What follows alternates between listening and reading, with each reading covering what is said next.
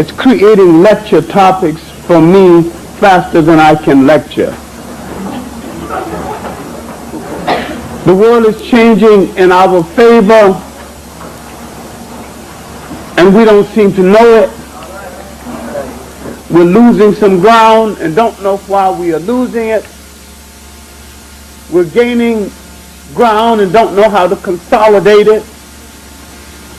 And principally because we have gone away from the subject for tonight. We have lost the art and the drive to be an African people.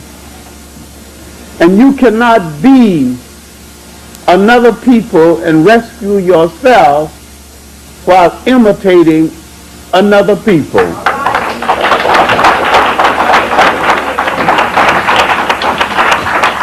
You have to understand what happened to you as you entered what Professor Van Sertima refers to as the 500-year room.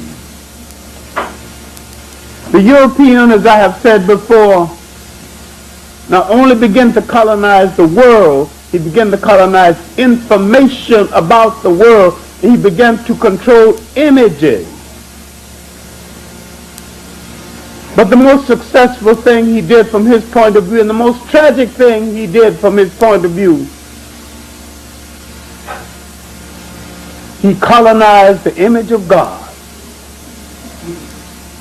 And he started you on a tragic journey where so many of us worship everything white, from a white God to white bread. So many of us get a picture fixed in our mind, where we worship white Jesuses over the weekend and plead to a white boss for economic survival the rest of the week, and wonder why we lack respect for our black father, our black lover, our black uncle. If he changed the images around to show himself in power and got people imitating him, then you cannot be your African self, because you've been transformed into someone else's culture container, and you are reacting to being away from the culture that produced you in the first place. And you don't look back enough in Africa to understand that there were no rape cases in Africa, no teenage pregnancy in Africa, no prostitution in Africa, and no Africans worshiping a God that the Africans did not sanction. The spirit of a people is reflected in their approach to salvation through a deity of their choosing. I am not talking about changing God. I'm talking about changing God concepts, changing approaches. If you go to Japan and look at Buddha, he's Japanese. Indonesia, he's Indonesian. China, he's Chinese. They're all Buddhists. But Buddha looks like the local people in each case. All right, now, let me seem to be talking away from the subject for a few minutes. Let's look at the case in China. Let's look at the case of the Chinese attack on African students, calling them black devils. Then let's look at the case of the Chinese students confronting their own government and demanding democracy without understanding they got more democracy than the people they're imitating. Creating statues of liberty, imitations of the Statue of Liberty, and quoting Abraham Lincoln, who was a racist, assuming that there's some democracy here, without understanding how the nation was fashioned in this country for free white Protestant males, middle class and up, those who agreed with the prevailing political status quo and who owned property.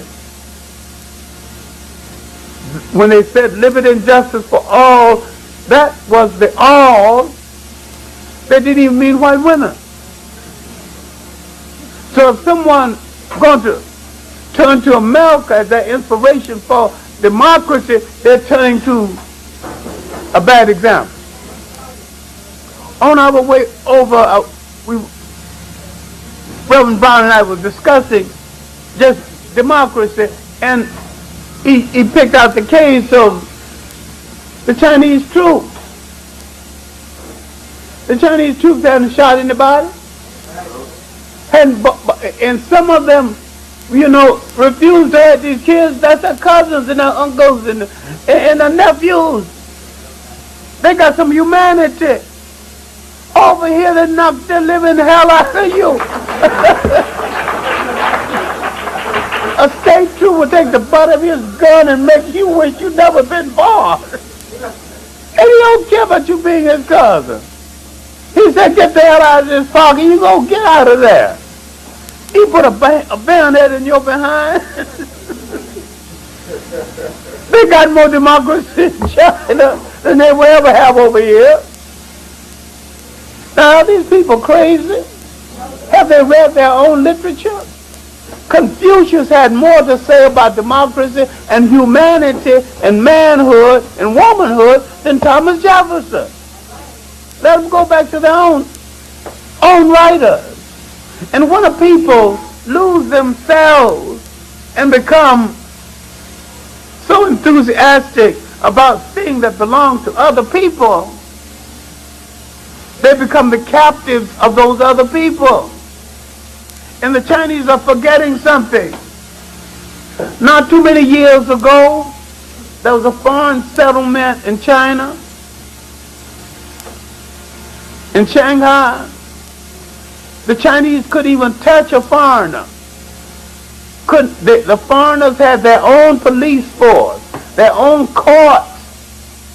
There were hotels in Shanghai where the only Chinese woman who could go into the hotels, the cleaning woman and a whore. And there were signs on the hotels saying Chinese and dogs not allowed. What in the hell do they think they're talking about? They want American-style democracy. I don't want American-style democracy. I would trade for theirs with all its drawbacks. I would take any kind of democracy if it's honest. And this is the trap we're getting ourselves into. We think we can buy a piece of somebody else's pie. We don't know the cook who baked the pie. And we don't know the pie may be poisoned. Bake your own pie. Design your own government. Look at Africa. There's not a single African government in all Africa, and this is why the African Revolution went wrong. Not a single African government dared to come into being using African methodology, using an African system of government. Going back into African history and seeing the African democratic form. Now let's go back and pick up an example. During the reign in ancient Ghana of a king called Tenkamini,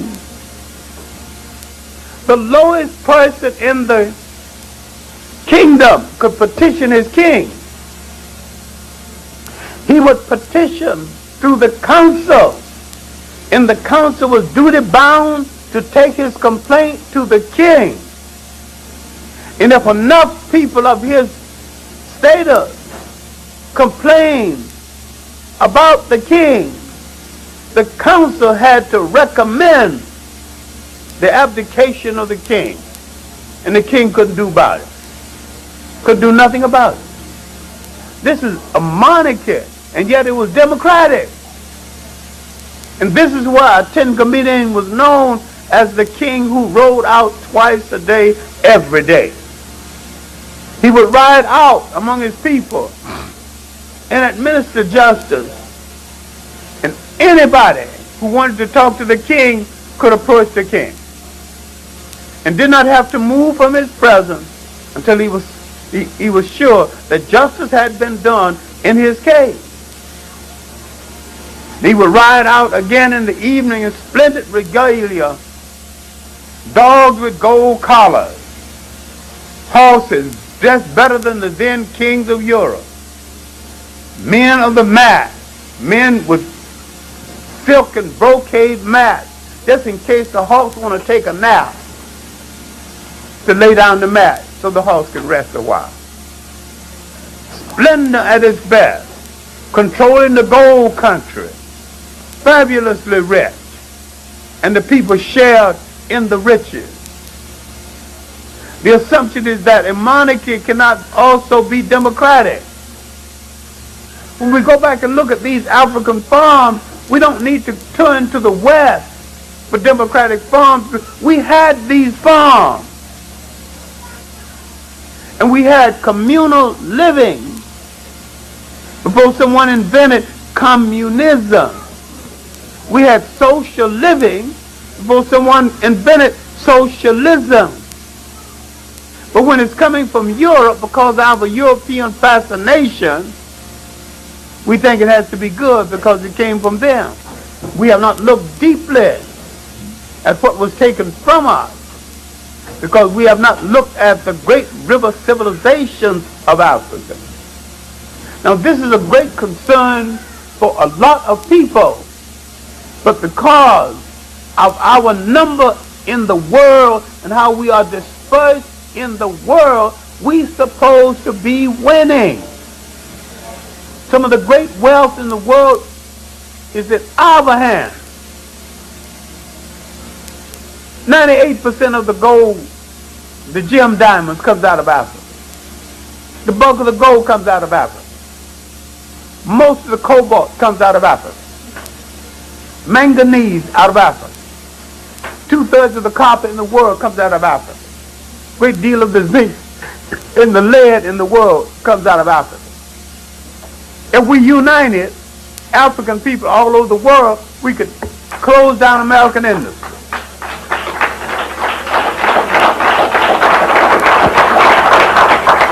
And if we develop a good agriculture as we had before, our people could be fed indefinitely, and we could eat indefinitely, and we could go to school indefinitely, and say that if you don't want to pay my price for my goods, then I'll keep it. And they tell you, eat it. We don't have to eat it. We got corn. We got pigs. We got everything. We got cattle. We got sheep. We got goats. Our people going to eat whether we sell it or not. We're like a person in a card game who's got all the high cards and failed to put the cards down. All right. Someone has sent me a book that they've been working on a number of years. I didn't think he'd quite bring it off. It's called Why We Lose. Jake Beeson of Minnesota, Indiana. He has addressed himself to the question, but inasmuch there's so many of us in the world, so strategically located, why are we losing? And why are smaller people winning? And why are we losing in the face of that? And we need to ask some critical questions. With all the things in our hands, with all the resources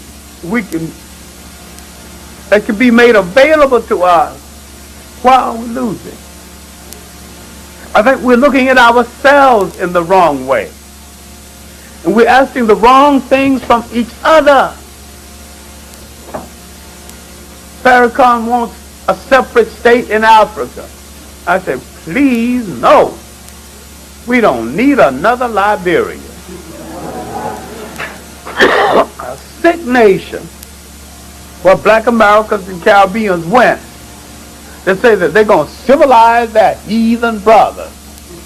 We don't need no condescending attitude toward Africans abroad and Africans in Africa.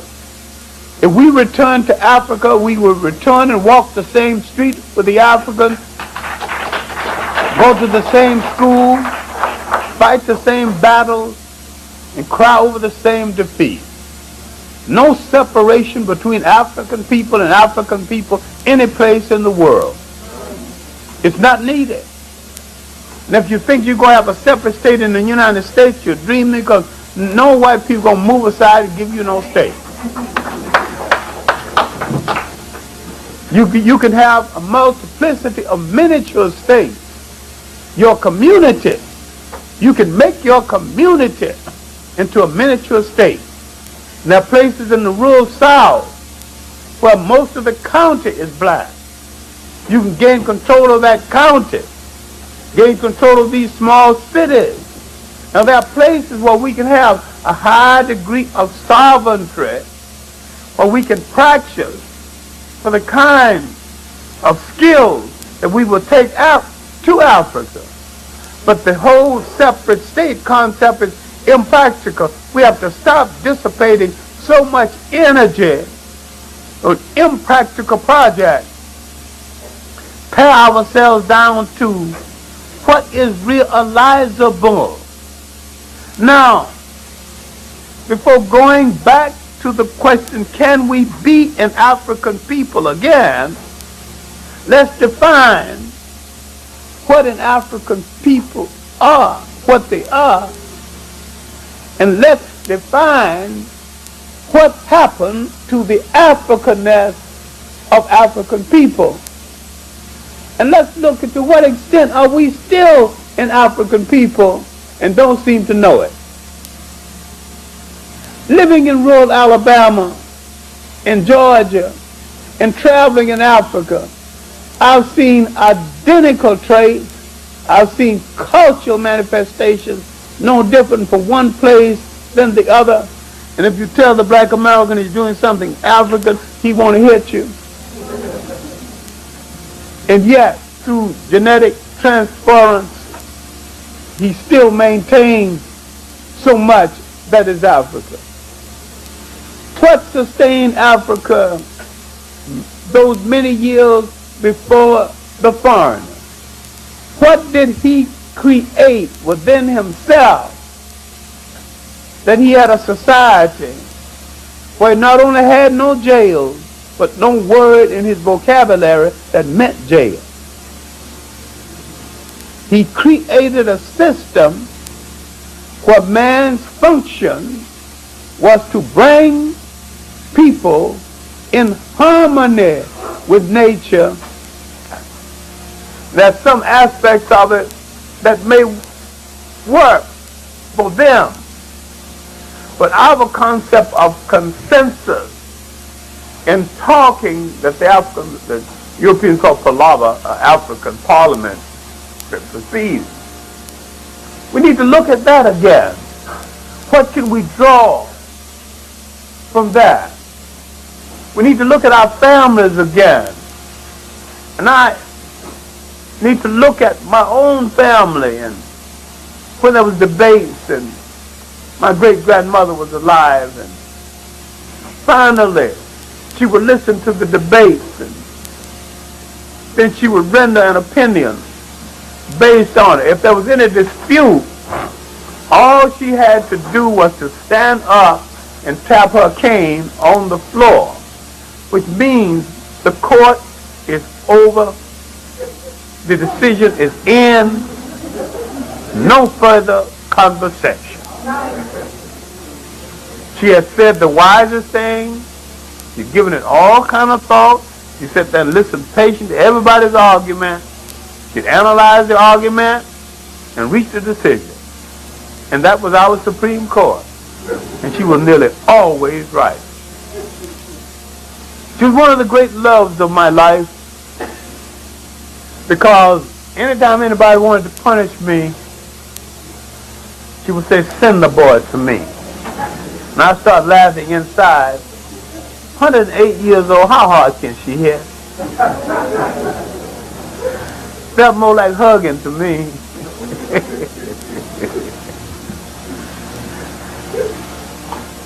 The whipping was of short duration, but the lecture would last the rest of the evening.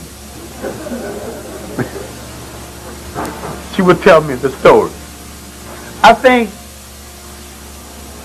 we have grown too much away from each other, and we have not listened to each other.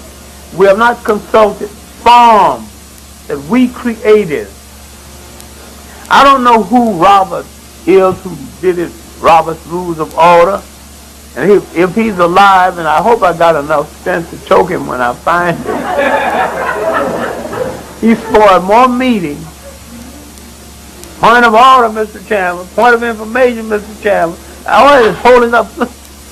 Well, if you can listen, talk consensus, the whole meeting will be over in a little while. Because the best thinkers among you will arrive at a consensus based on what's on the floor. And you'd have the best opinion you're going to get. All right, now, how did we lose being an African people, in as much as, in spite of foreigners, we continue to be an African people all over the world until about the end of the 19th century. Outside of Africa, the most African place in the New World was the Caribbean islands and parts of Brazil. How is it that 50 years later they become black English, black French, black Spaniards, black Dutch, and forgot about it, when they had brought off some of the most successful slave revolts in history based on the cohesiveness of their Africanness? How do we get it back? We can get it back by looking at what kind of success we had when we communicated one to the other. We should examine very critically what other people are saying about us. We should examine very critically the people who say that they are our friends when they are the people trying to take a community away from us. There are too many things happening in this city that we have not examined. We should examine the concept of planned shrinkage, a plan to drive the poor out of New York and make it the bedroom for the middle class. They don't want poor whites in the city either. Poor whites won't even be able to pay the rent. Now, if a man makes sandwiches in a luncheonette, and he's good at it, why shouldn't he have a decent home?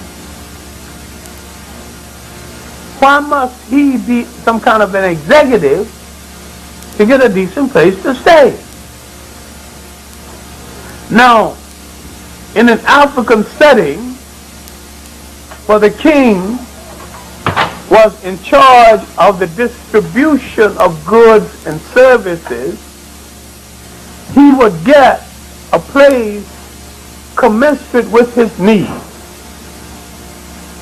irrespective of his ability to pay. This was a form of socialism. And they did not call it socialism. They didn't call it anything. They just lived it out. And what did the Europeans do? Formalize it and dogmatize it, and came back to sell you what you had in a much better form before you know they existed. And that's what is still happening. That's what's happening in our court. That's what's happening in relationship to the disintegration of our community. That's what's happening with the control of image. That's what's happening with the bad movies being made. That's what's happening with Spike Lee's misconception of the black college and the black college president. It's happening because we are not controlling the image and we are not controlling the curricula.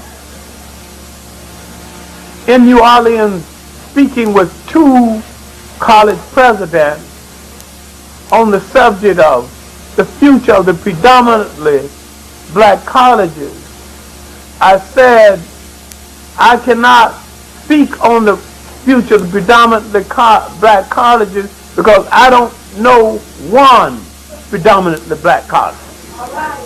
Because I don't know one, I will address myself to what would a black college look like if it did come into being, if it dared to be black.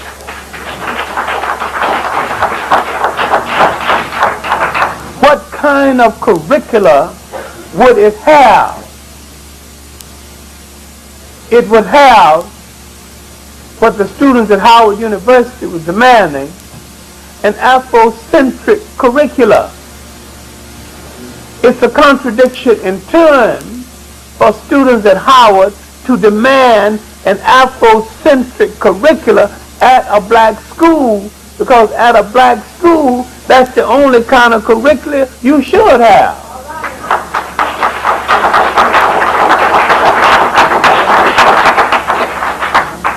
At Brandeis and Yeshiva, you've got a Jewish-oriented curricula. They don't apologize for having it. They said, this is what it is. Now, they didn't say, don't come here. But say, if you come here, this is the curricula. We're not going to change it to suit you. Black schools should be good enough to train any student of any race and any religion in the country and still have a curricula that predominantly favors black people all over the world.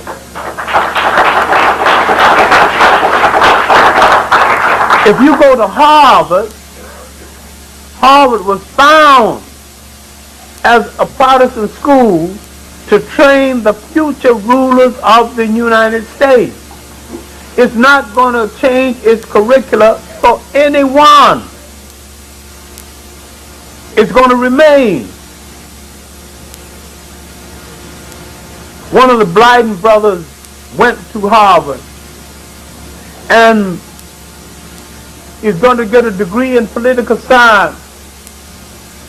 And they seem to remind him every day that Ralph Bunche was the last person who got a degree in political science, and that certain things are expected of you if you get a degree in political science at Harvard. And so they set him down as committee, and he thought that because three of the members of the committee was his personal friends, that he had it made. So they asked him, who is your political hero? He said, Parnell. This man don't talk nonsense. Parnell, an Irish patriarch who blew a revolution chasing after some English woman. That we will not give you a PhD at Harvard if your hero failed in his mission. He must succeed in his mission, even he had to step over his mother. He have to politically succeed in his mission. And so he thought about it and took some time off. He came back, wrote the PhD thesis in 45 days, and asked, who's your hero? He said, Cromwell. This is good.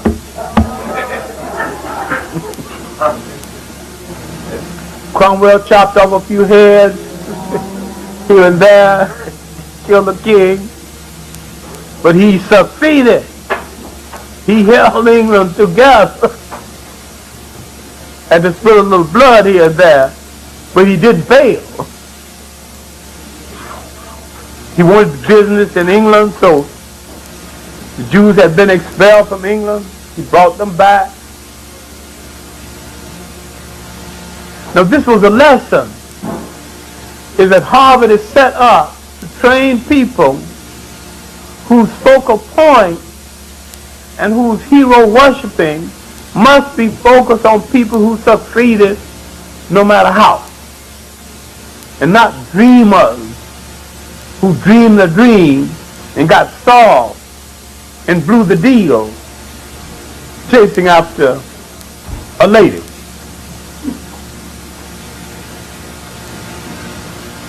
Now what I'm saying is that if you, the Hamilton Institute, any institute, a black curriculum must have good courses in African history, not just a subject that allude to it. It must have good courses in African womanhood. It must show now that one of the main reasons why the status of women was so much different in Africa is that the Africans recognized early in life something which Western men still are not ready to recognize. The duality of relationship and how he would have to put both of them together to create a single relationship. And that's why the king is referred to in the masculine gender. The king, in order to be total, had to have both the masculine and the female gender. And that you could not be a god without having a goddess. You're only half of a god until you get a goddess. Now when you look back at how all of it started, when you go back 10,000 years, when you look at the status of the Europeans and all that ice, seasons are short, he's got a short time to harvest the crop. 4 months, he's got to plant, harvest, and store. The wife must work. Every hand must work. If he gets angry with his wife and tells her to get out, she has to cop a plea to stay in.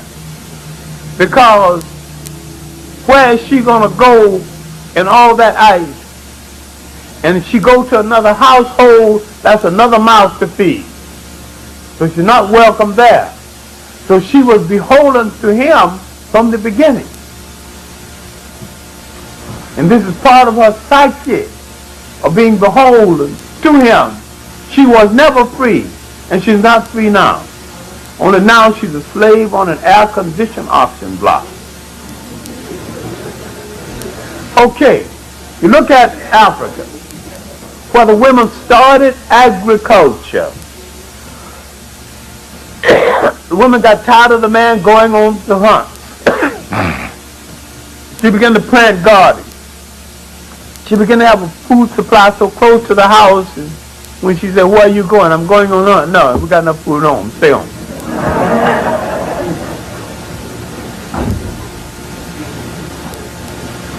The forest was a drugstore. If you get ill, she can go into the forest and find some plant that will cure him. She prepared the food. She took care of the children. And when you married her, you didn't marry an individual.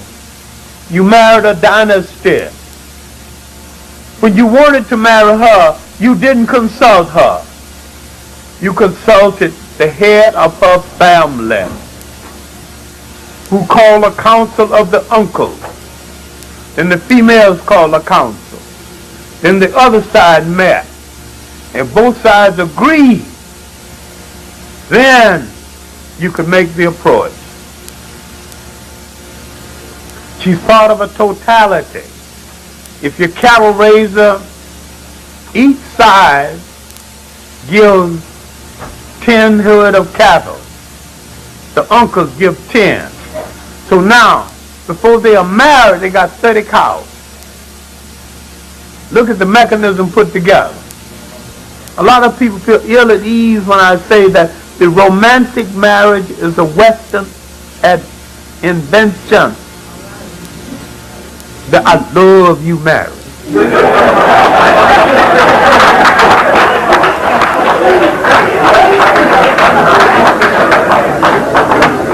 It lasts through the season. Sometimes it lasts through the summer. It may be gone by the winter. I'm talking about I respect you marriage. When you're putting together two families, sometimes two villages are coming together. Now suppose he get a knock on the head and get a little foolish and tell her to get out. She'd look at him like a fool and say, who's going to prepare your food? Who's going to take care of your children? Who's going to go to the forest and get something to cure you when you're sick? And besides, if she had to go out, there's plenty of places to go. She ain't got to go in no snow. You see the independence from the beginning? And the independence did not mean dominance. It did not mean what white women live think it means. It did not mean what you are foolish enough to think it means. It did not mean that you got to declare war on him.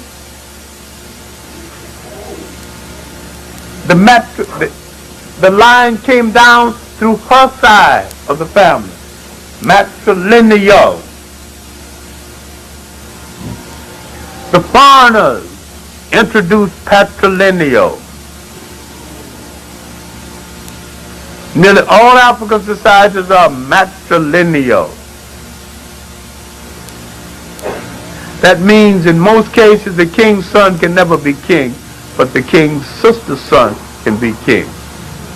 Eliminating competition. There are exceptions, the Zulus are exceptions. They're patrilineal. And yet in a patrilineal society like the Zulus, when Chaka, after the death of his mother, Ninda, when he decreed that there be no crop planted for a year, people accepted that. There was enough meat and wild vegetables. They can survive a year without planting anything. No big deal. 15,000 men to guard the mother's grave for a year. No problem. So they go and guard the grave. Then he said, no, he maimed the cows so that they could mourn for the passing of his mother. Nobody complained. Then he said, no cohabitation for a year. The old ladies came together and said that our king is crazy. He has outlawed life itself. We cannot continue as a people if he's going to stop this activity. This item will not be so important except that I'm showing you that in a patrilineal society where that is male oriented, the female council had enough power to order the ceremonial death of the king. Before he goes up to the moon, he's going to communicate with the gods and the spirits to give him the sign. If he don't get the sign, he ain't going. Is it all right with his God? Is it all right with his spirituality?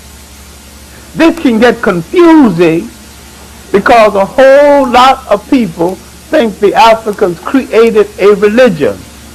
Don't ever charge this crime to the Africans. I'm using my words advisedly. Judaism, Christianity, and Islam have been turned into murder cults because once they emerged, they began to be used to justify the murder of other people. Christianity said if he's an infidel, he had no soul, and it's all right to murder him, it's all right to enslave him. Judaism said if he's not of our faith, it's all right. Islam said if he's not of our faith, we can put him to the sword. The Africans created an overall spirituality and a God of love. These foreigners who misunderstood African spirituality created gods of vengeance and created what I call a carbon copy of African spirituality. I am not less religious, I am more, because I say examine the carbon copies and entertain the idea of going back to the original. I didn't say change God. I didn't say change churches. I said change concepts, change approaches. Stay where you are, but look at it in a different way. Because the Africans created an overall spirituality where all life was under God, was a manifestation of God. And he did not have a weekend religion. He had a religion that was operational on his life every single day of the week. He did not have to build a temple with a whole massive space for praying, because he could pray anywhere. Akhenaten, who is accused of giving the world monotheism, and the Jews who said they gave the world monotheism, and that's not true. Monotheism, the concept of the oneness of God, was here all along. Akhenaten never said he gave the world monotheism. All Akhenaten did was to deal with the corrupt priesthood of his day that was restricting the movement of people based on the fact that if you go in a certain area, you're not under protection of God. Because I'm the one that controls the message of God. All Akhenaten said that God was omnipresent, God was omnipotent, God was everywhere, God was in the wind. If you want to pray, pray to the wind. God was in the tree. God was in a lowly cockroach. But most important, God was in you. You look inside of yourself. Now, if you look at what the Africans gave the world, and if you read W.E.B. Du Bois and James Baldwin, you will find essays on the duality of American blacks. Two souls in one body, two personalities. What the Africans gave the world is a form of duality. And when we look at duality, the Africans use conflict to solve conflict. He used conflict to horn one conflict against the other and to arrive at a synthesis between the two conflicts. So therefore, conflict did good because conflict presented him with the opportunity of arriving at a synthesis in between the two conflicts. Now, if you understand what I'm saying, you will understand that neither Du Bois or Booker T. Washington was wrong. And yet, the difference of opinion between Du Bois and Booker T. Washington gave us the opportunity to, as both of them, and arrive at a conclusion that will not be positively Booker or positively Du Bois. And that is called synthesis. A way of solving a problem by looking at both sides of the problem and extracting from both sides what you need to form a single solution. We have stopped doing this because we were forced into a society that was individual as against a society that produced us that was plural. When you come out of a plural society, you are tolerant of different opinions. There were many ways of worshiping in Africa. But the Africa knew one thing, while there were different ways of worshiping, that there was one spiritual force for the universe. Different ways of approaching spiritual force, but the spiritual force remained the same, while the concept and the approach varied from one culture to the other. Now, Western man thinks this is a conflict, and it is not a conflict. If we were ever African people again, we would understand that, and we would understand that you cannot lift an African people with the slave master's concept of a religion that was created out of your spirituality in the first place. Because he has a one-dimensional approach and you had a pluralistic approach to the same religion. Many ways of approaching it without changing the central message of the religion itself. What you got to look at is something that frightens a lot of people and something some black people might want to kill you for doing. You've got to look at the Hebrew entry. When you look at the Hebrew entry and the mythology about that entry, you begin to understand something. They came from an individualistic society in Western Asia.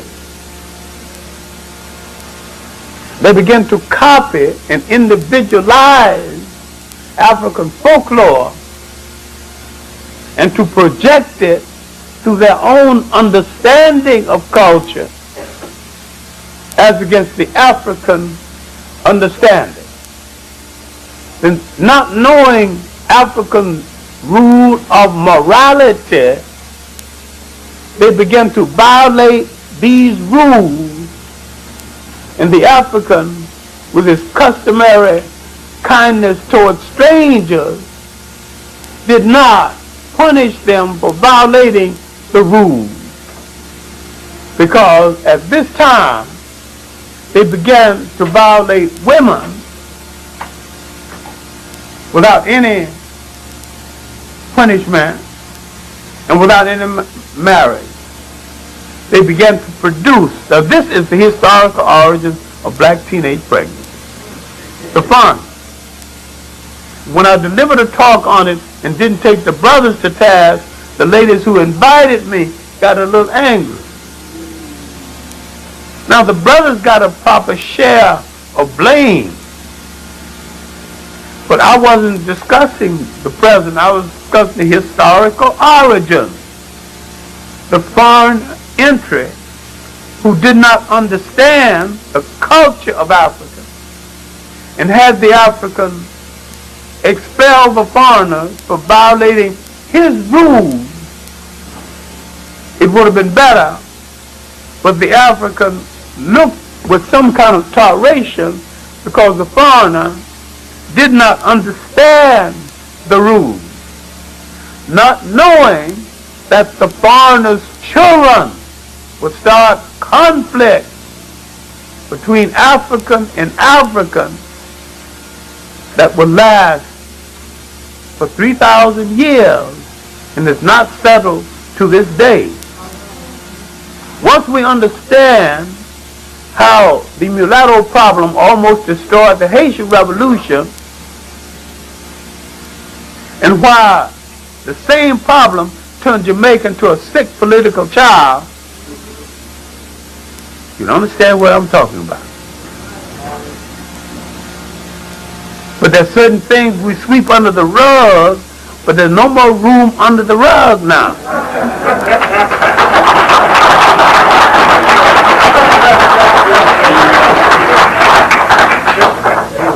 Now we're going to have to turn back the rug and deal with it, because we have to deal with a loyalty system.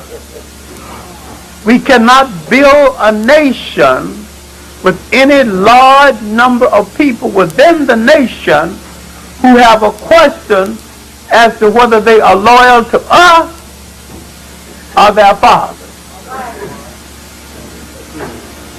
Everybody in the house must be loyal to the house or get out of the house. Because this is a time of great emergency when our very existence is at stake. Now when you look at the Hebrew entry, 70 in numbers, and we're to believe their record that's recorded in the Bible, into 70 in numbers led by their patron Abraham, leaves 600,000 in number,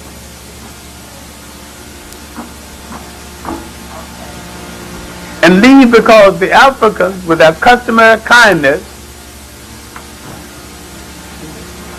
understand that they were collaborators with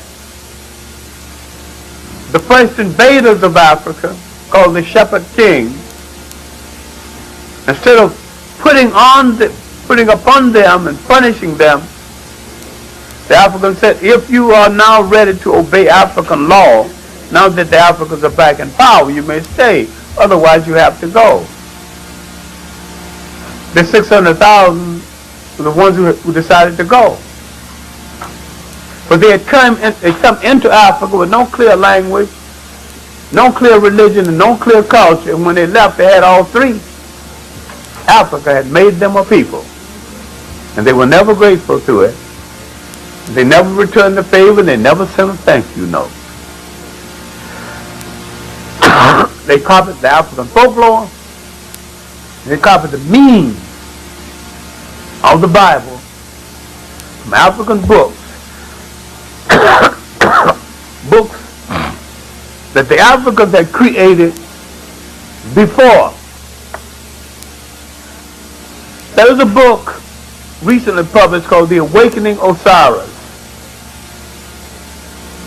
And this book deals with a simplified approach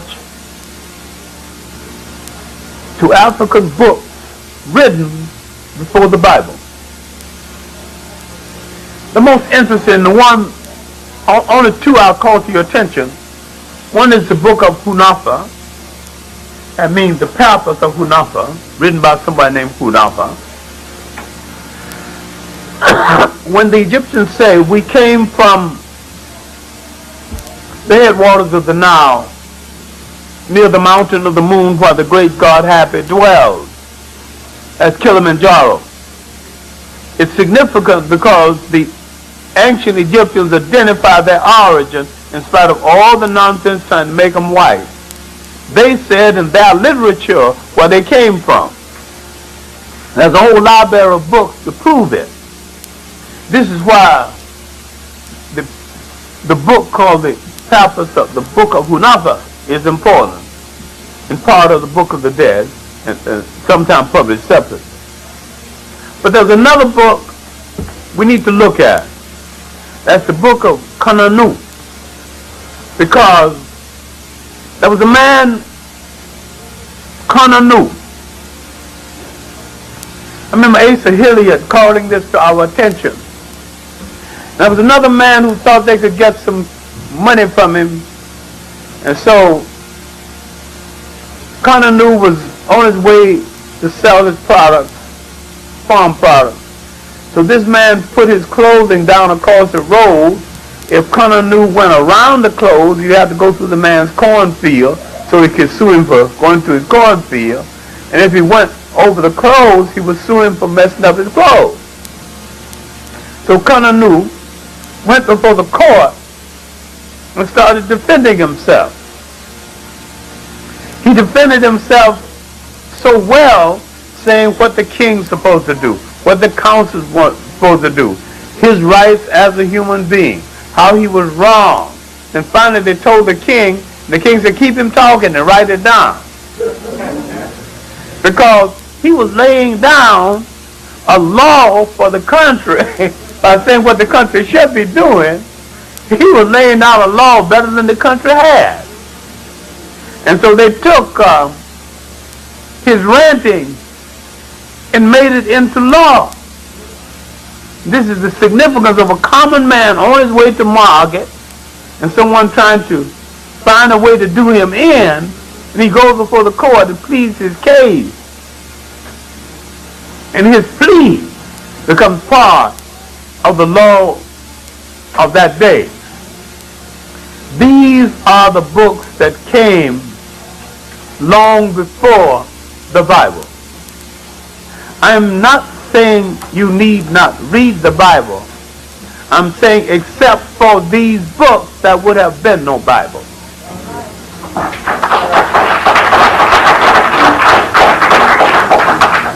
I did not say choose one over the other. I said that both of them need attention. Yes. Thank you. Both of them need attention. And you need to pay attention to African problems of problem solving before something called European civil law entered that did not understand African methodology of problem solving. All right. The problem in Africa today in every single country is that you do not have in administration in Africa a single African country. Not one. You do not have a single African country that fashioned its government after a theory developed by Africans. You have an educated African running the country, trying to develop parliamentary government that they took from the people who educated them without understanding that that same government is not working so well for the people who taught it to them. Democratic government is not working so well for the people who said they believed in democracy. And what you needed to do right now is to restore the African system of consultation where we arrive at a consensus. We can arrive at a consensus without a vote, because once the main speakers have spoken, the council analyzed the best thought that has come forward, then arrive at a consensus based on what they have heard. This is what we call a synthesis. He can't do everything that was asked of them, but they try to do the best that was asked of them using the most reasonable things that were being asked of them. And then the last blow, when he said, "What have I done to you, sons of my fathers?"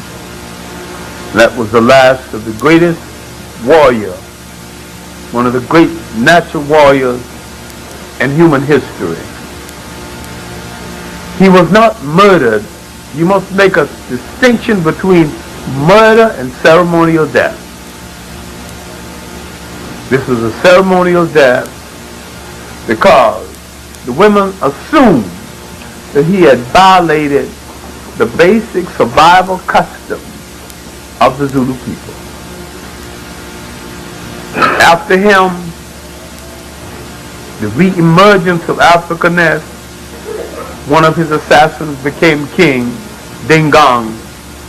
And after Dingang, I'm tracing the real fight that started in South Africa.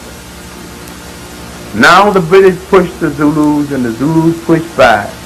The British pushed the Boers and the Boers pushed the Zulus and the Zulus pushed back.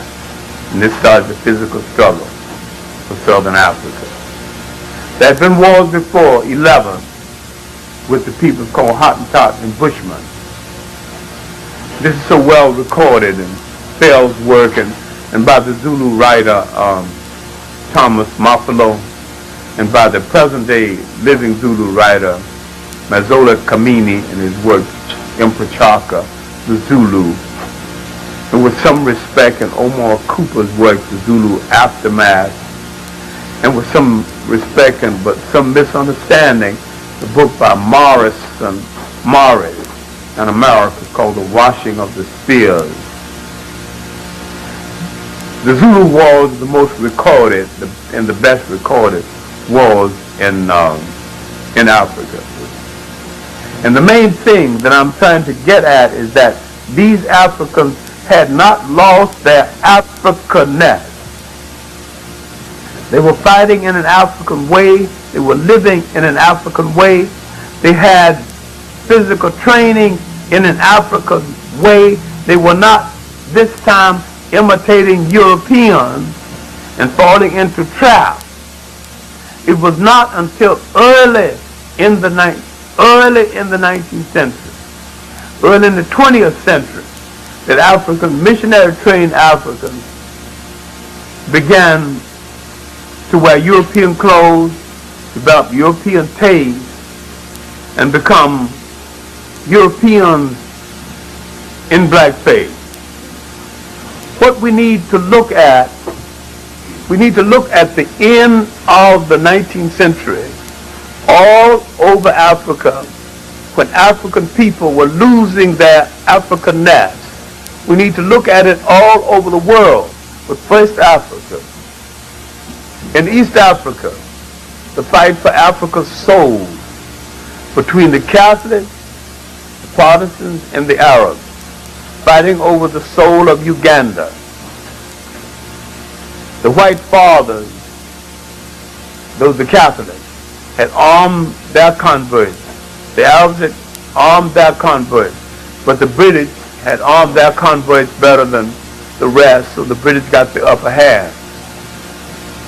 And once the British got the upper hand, they won. But the British did not take away from Uganda the fact that Uganda had moved too far away from their Africanness. Uganda today is the most Catholic country in all Africa. And yet they maintain the four kingdoms that Idi Amin misunderstood. Had he understood them and ruled through them, he'd still be ruling Uganda. But the loss of their Africanness along the coast of East Africa, it had started with the coming of the Arabs, who had no respect for the matrilineal system. And if you travel in Africa, in West Africa and East Africa, notice that in East Africa, the men are mostly in charge of the marketplace. Notice in West Africa, the women are mostly in charge of the marketplace. Because the Arabs destroyed the concept of matrilineal, they installed the patrilineal, a form of male supremacy. While in West Africa that was Islamized by Islamized blacks who knew what part of the culture to leave alone. So they left alone the matrilineal system, though they were converted to Islam. Certain prerogatives they had before, they could maintain, and they could react to it. Now, the market women in West Africa have a court, have an entire society based on market women, the Sunday society. These are very powerful women, and many of them control large sums of money, and a few of them are millionaires. And every man, you go to Senegal, you see different men in the marketplace, nearly every man rents his concession from a woman. No man is out ranting that these women are ruling everything, they got all the money. Because he understands that the marketplace was a reserve for women. East Africa don't understand it because the Arab traders, being male chauvinists, would not trade with women. It's a pity that the brothers who belong to the religion don't understand the religion and cannot separate Islam from Arabism. Once you separate Islam from Arabism, and once you deal with the statistics that there are probably 127 million Arabs in the world. Most of them live in Africa. There are more African Muslims than there are Arabs in the world. What am I saying? I'm saying that if you want to belong to the religion, inasmuch as you are the majority in numbers into the religion, why don't you seize it and be the caretakers of it and give it a direction over and above that of corrupt Arabism? I didn't say leave it. I said control it. I'm saying give it a concept that is distinctly yours. Muhammad Amadou Bambara in Senegal created a sect of Muslims that was anti-Arab. They don't even go to Mecca. So I would not go pray to an Arab dog. They have a mosque right there in Senegal, at Touba. I'm not asking you to do this. I'm saying that certain Africans have imposed distinct Africanness on this religion to a point where they have made it African. I'm not saying change religion. I'm saying Africanize everything that's a part of your life. And everything, religious, politics, social, fraternities, everything must become an instrument of your liberation, or you must throw it into the ash can of history as wasting your time.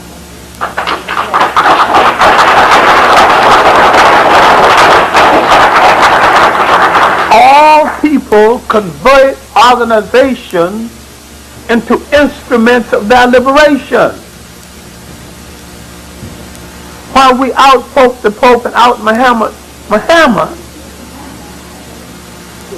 we are Puritans, and we follow it as laid down by someone else without reading into it a concept that is distinctly ours and approaching it in a manner that is distinctly ours. As we look toward the 21st century, we don't have much time to waste. We don't have much time to get ready. If we're going to be an African people, we can't be dreaming all the time. If we need to stop talking about apartheid until we train some people to take over South Africa. I mean, don't tell me about apartheid. How many diamond cutters have you trained? How many mining engineers do you have? So you take over South Africa right now, all you have to do is turn it back over to white folks to rule. They're masters the mechanics of getting the stuff out of the ground. And you could have done that. How many students do we have at the Colorado School of Mines? We build airports for people in the United States. You mean to tell me we can't build an airport in Africa? The blacks in charge of the harbor in New Orleans and in Newport News. You mean to tell me we can't go to Africa and be in charge of the harbor?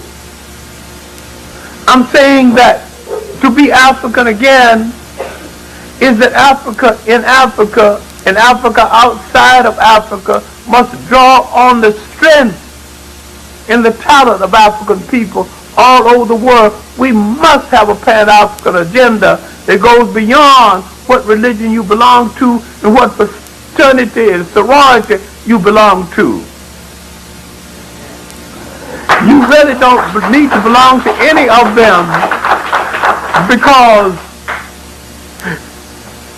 the Greeks had no fraternities and sororities before they came in touch with Africa's secret societies.